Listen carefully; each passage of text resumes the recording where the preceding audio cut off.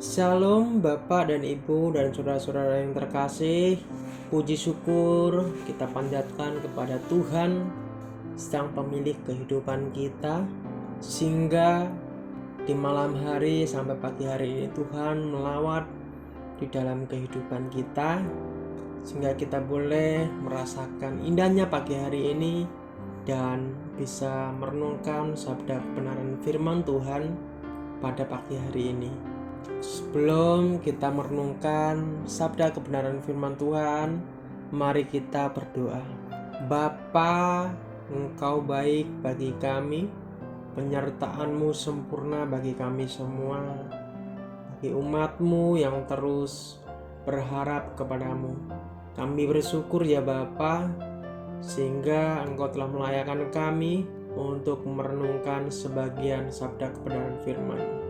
Tuhan memberkati kami sebelum kami melakukan aktivitas kami. Tuhan bimbing, Tuhan menuntun setiap kami.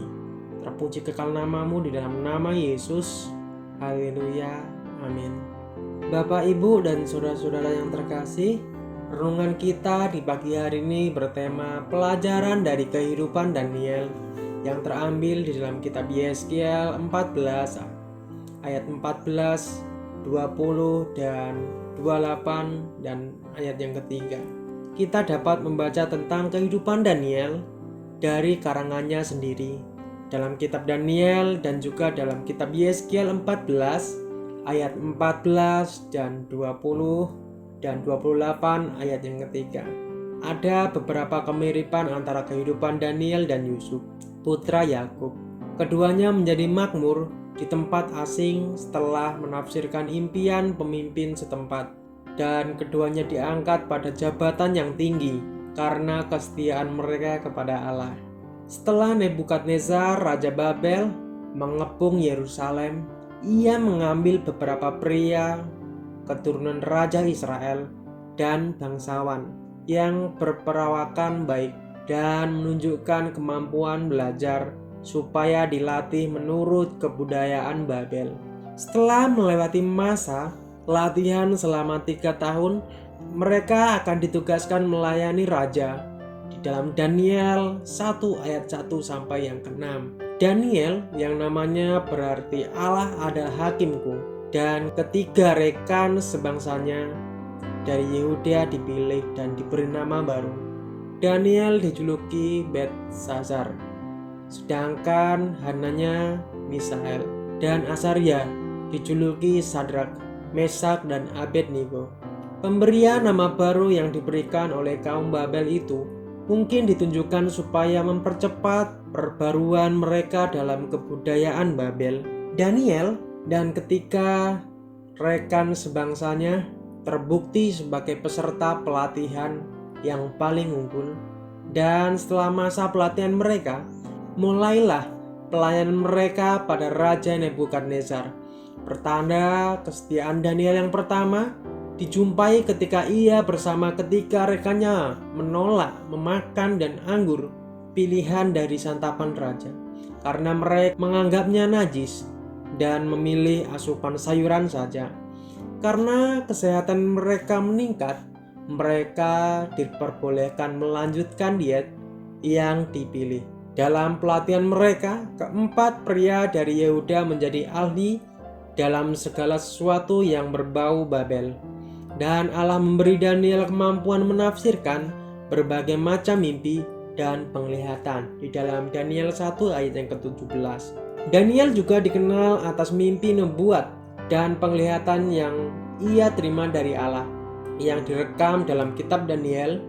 Nubuat Daniel melingkupi periode waktu yang cukup besar karena ia meramalkan datang dan perginya kerajaan Yunani dan Romawi dan seorang raja yang kuat yang akan berbuat sekehendak hati.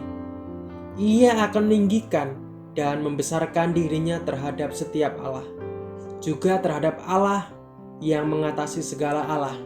Ia akan mengucapkan kata-kata yang tak senonoh sama sekali di dalam Daniel 11 ayat yang ke-36. Nubuat ke-70 minggu, Daniel membahas seorang Mesias yang akan dibunuh di dalam Daniel 9 ayat 24 sampai 27. Kita melihat penggenapan mukjizat ini dalam kehidupan Yesus. Minggu ke-70 akan kelak digenapi pada akhir zaman. Daniel juga memperoleh penglihatan akhir zaman lainnya, dan memahami nubuat-nubuat ini penting bagi pemahaman eskatologi kita. Daniel mengedepankan integritasnya, dan dengan demikian ia menjadi sosok yang disegani oleh pemimpin yang ia layani.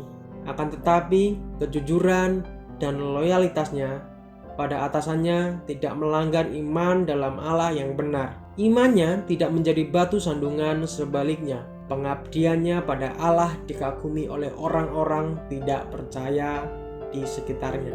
Ketika ia menyampaikan tafsiran mimpi, dengan cepat ia memberikan kehormatan pada Allah atas karunia tersebut. Di dalam Daniel 2 ayat yang ke-28. Integritas Daniel sebagai abdi Allah juga dikagumi oleh dunia sekuler.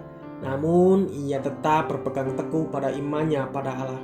Bahkan di bawah tekanan para raja dan penguasa, komitmen Daniel pada Allah tetap teguh. Daniel juga mengajarkan bahwa dengan siapapun kita berinteraksi ataupun status mereka perlu diperlakukan dengan kasih sayang. Amati betapa prihatinnya Daniel ketika menyampaikan tafsiran tentang mimpi kedua Nebukadnezar di dalam Daniel 4 ayat yang ke-19. Penguasa dan pemimpin yang telah Allah tetapkan memperlakukan mereka dengan hormat dan kasih sayang. Namun, sebagaimana diteladani oleh Daniel, kita harus memprioritaskan hukum Allah di atas hukum manusia. Di dalam Roma 13 ayat 1-7 dan di dalam Kisah Para Rasul 5 ayat yang ke-29. Atas pengabdiannya, Daniel diperkenankan baik oleh manusia maupun Allah di dalam Daniel 9 ayat 20-23. Perhatian pula ayat-ayat di mana malaikat Gabriel menjelaskan betapa cepatnya doa Daniel dijawab. Ini menunjukkan betapa siapnya Tuhan mendengar doa umatnya. Kekuatan Daniel adalah kesetiaannya dalam berdoa. Dan itulah merupakan pelajaran penting bagi kita semua. Kita perlu mendatangi Allah dalam doa tiap hari, bukan hanya ketika masalah melanda. Amin. Mari kita bersatu di dalam doa. Terpuji kekal namamu, Allah yang kami agungkan. Di dalam Yesus Kristus kami bersyukur dan berterima kasih karena di pagi hari ini kami boleh belajar tentang kehidupan Daniel, Tuhan, yang setia kepada Engkau. Dan tak henti-hentinya Daniel berdoa kepada Engkau, Tuhan, bersekutu dengan Engkau, Tuhan. Kami mau, Tuhan, seperti Daniel yang akan merenungkan kebenaran firman-Mu siang dan malam. Terpuji kekal namamu, kami akan melakukan aktivitas kami. Tuhan menolong kami semua. Di dalam nama Yesus, haleluya, amin. Selamat pagi, selamat beraktivitas. Tuhan Yesus memberkati kita semua. Amin.